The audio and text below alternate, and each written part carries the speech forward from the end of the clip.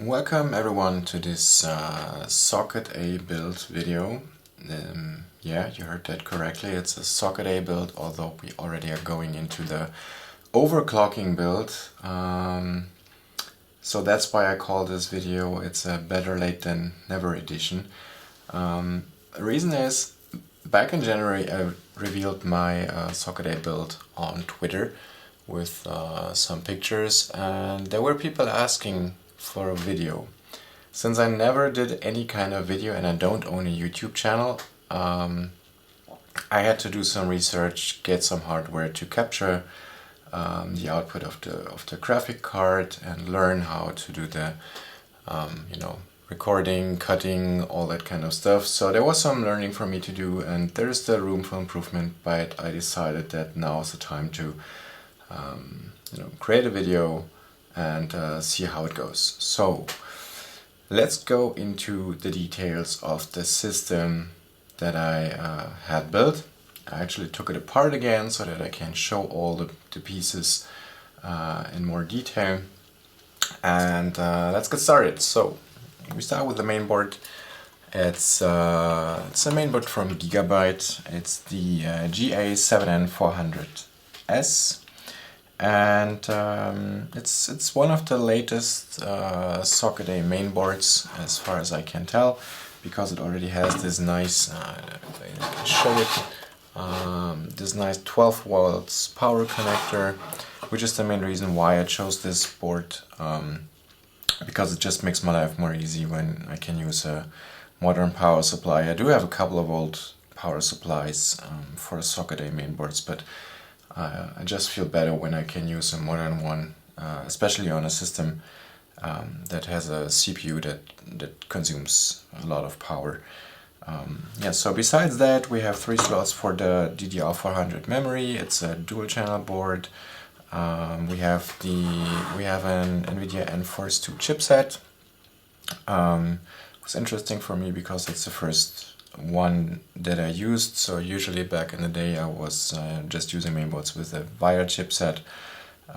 We can see it has 2 SATA connectors as well. We have 5 PCI slots, 8X AGP, the Realtek networking card. I assume it's networking. Could be audio as well. I'm actually not sure about that, to be very honest. And as far as it goes for the connections, the usual suspects. We have the PS2 connectors, USB 2, and the audio and the networking port besides the serial and the parallel port. So pretty straightforward, very nice board. For the CPU, I'm going for a AMD Athlon XP 3000. That's the 400 MHz Barton CPU. So I always wanted to try it out when the CPU has the same speed than the memory. And it has 2.1 GHz real clock speed.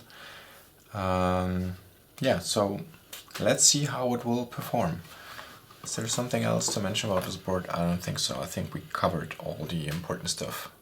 Oh yeah, one thing to mention, this is actually a Socket A board, unbelievable but true, that still has the original caps and it's still working. So I didn't need to change any caps on this mainboard so far, and it's still stable as far as I can tell, which is actually very nice.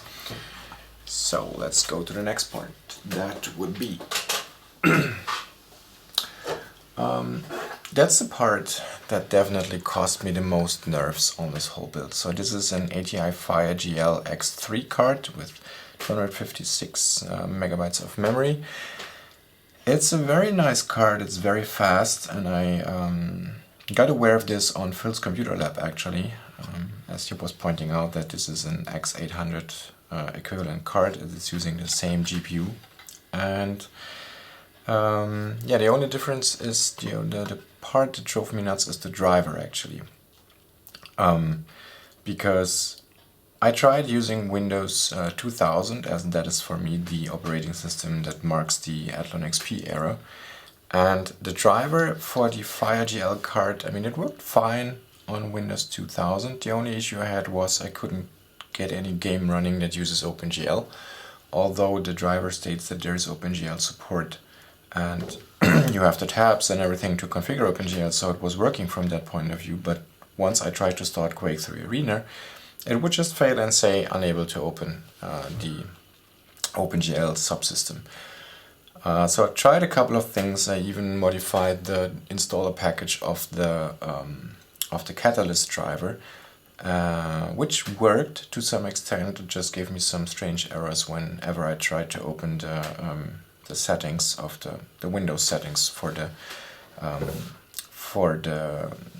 screen resolution and everything. So in the end, that didn't work out as well as the way I wanted. So I decided to give it a try with Windows XP, and strange enough, the same driver on Windows XP just works fine with Quake 3 Arena. So was happy about that. I could do the benchmarks, I could run all the games, but when I then tried to install Doom 3, guess what? Doom 3 said there is an issue with the OpenGL subsystem. So I didn't dig any deeper into this, but it's quite sad that it's such a pain with the driver. Maybe one day I will spend more time on this, but for now I kept it with the games that I recorded here, so we will see later. And yeah, it's one of my first encounters with high performance in quotes cards of ATI from that time. Because back in the day I was always using NVIDIA cards, as those drivers actually worked very nice with Linux, and I was using Linux back in the day already, and that was kind of requirement for me and all the Radeon cards.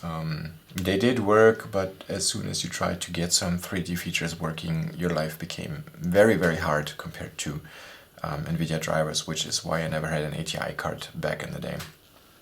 Yeah. So much for the GPU. Another couple of things that I want to put in, one highlight is this card. So this is a Teratech DMX6 Fire sound card. I don't think it's particularly designed for gaming, although it says that it supports the EAX extension. But I always wanted to try it out because it comes with these, you have these connectors here that you can connect to this nice box that you can then put in a 5 1/4 inch slot, and it has plugs for all different kinds of devices you can put in. Very nice is this headphone plug because you can control the volume with this little button up here. So that comes in very handy if you're playing a game, you just want to regulate the volume. That's very nice. But it also has this, let me show it more closely here, I hope you can see it. It actually has a connector for a phono device, which is very nice.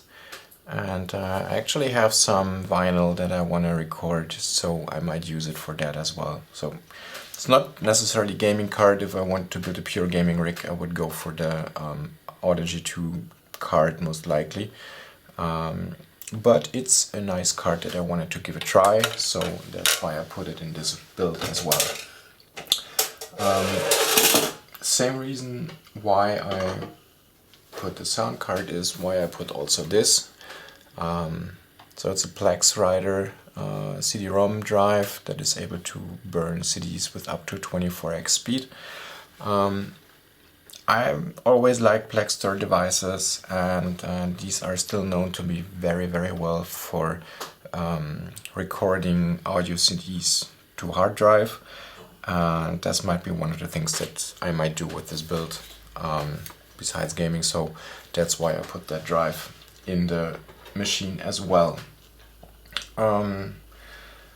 Couple of minor things to mention.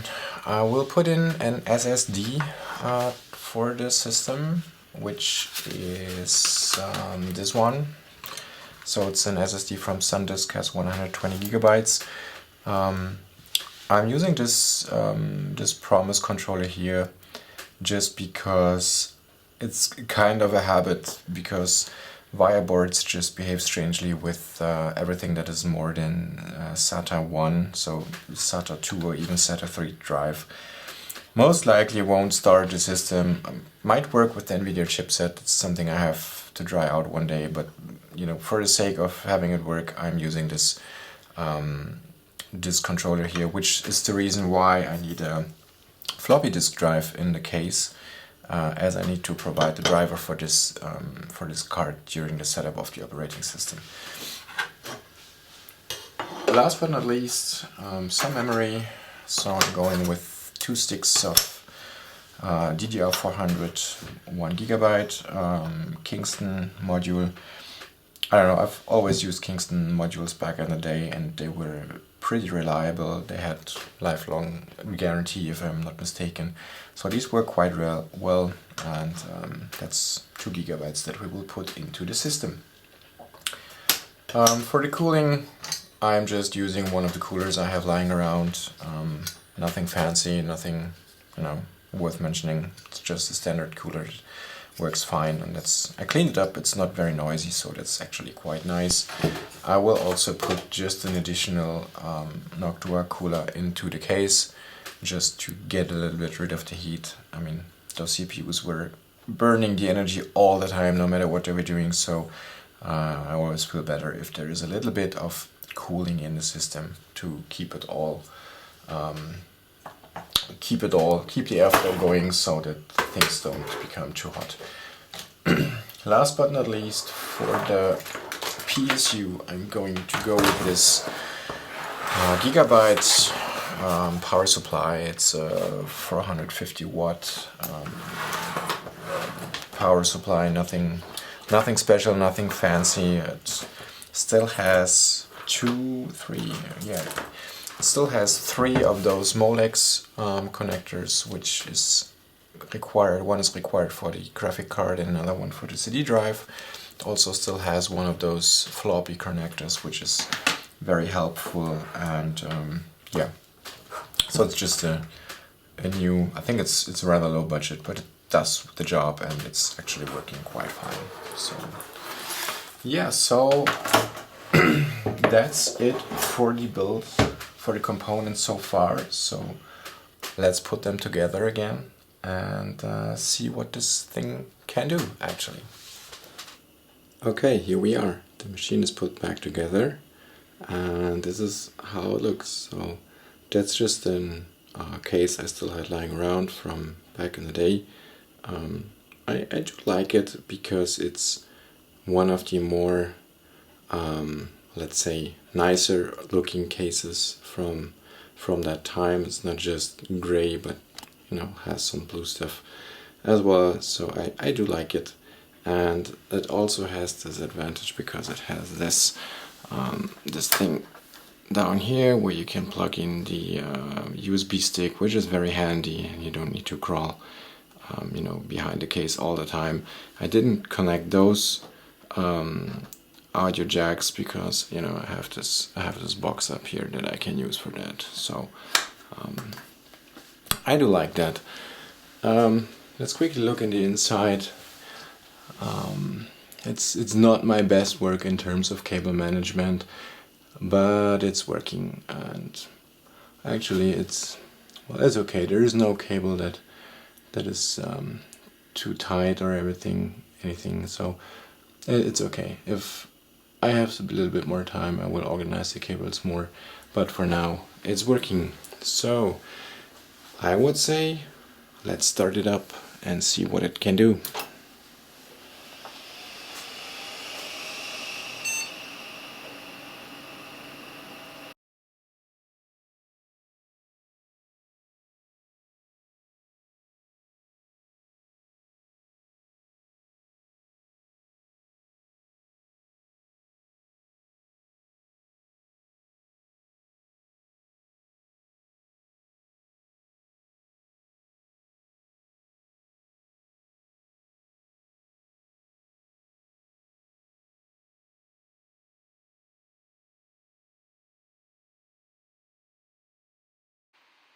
Now the operating system is up and running. Let's get started with some benchmarking. First one is HDTune, and it clearly shows that the bottleneck for the SSD is the PCI bus, so it's maxing the bus out, but it's still fine. I mean, this is like amazing performance for a hard drive compared to the drives we had back in the day. Next one is 3D Mark. So let's see how that comes out.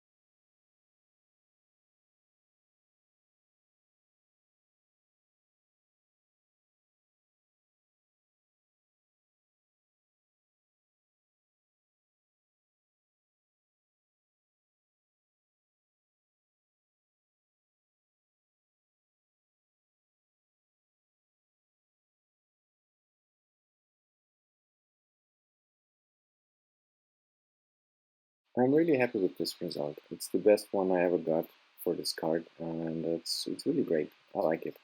But so let's look at some games. First one is Quake 3 Arena. That's the kind of game that I always played back in the day and still like to play even today. For some reason, I wasn't able to get the frames above 60 frames per second. I guess there's some desync thing going on that I wasn't able to deactivate. But I mean, it's just nice. It works.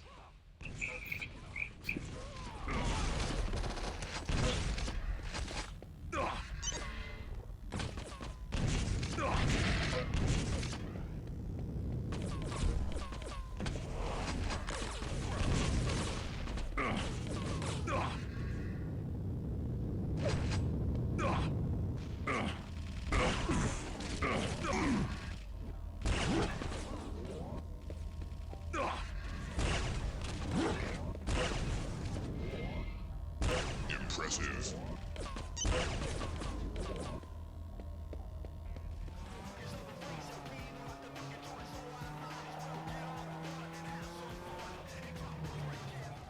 Need for Speed is working actually quite well, although sometimes it feels a bit lagging. So maybe, I mean, there could be room for improvement, but it's definitely playable on this machine. So it's another game I really like to play back in the day, and I still like to play today from time to time. Although I was never really good at it, so.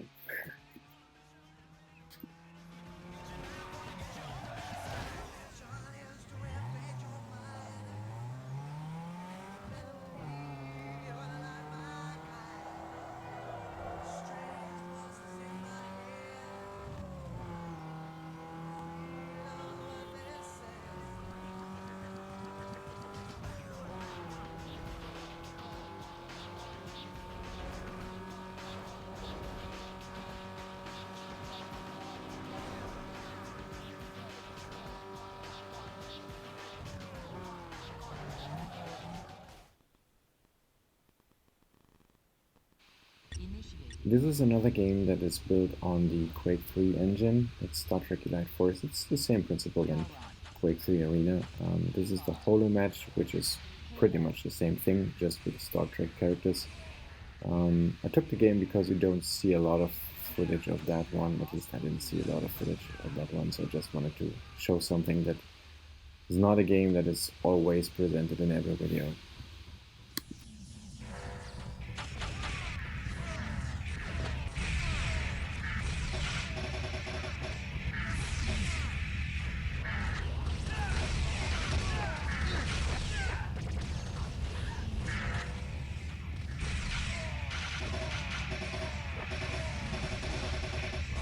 You are tied for the lead.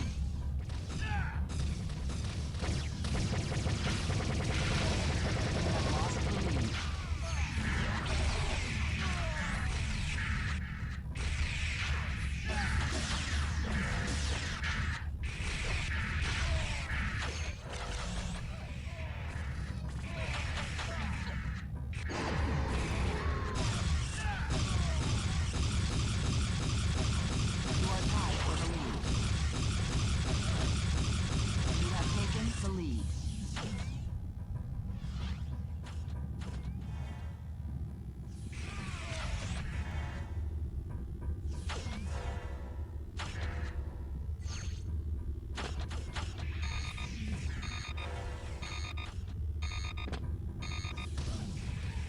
You are tied for the lead.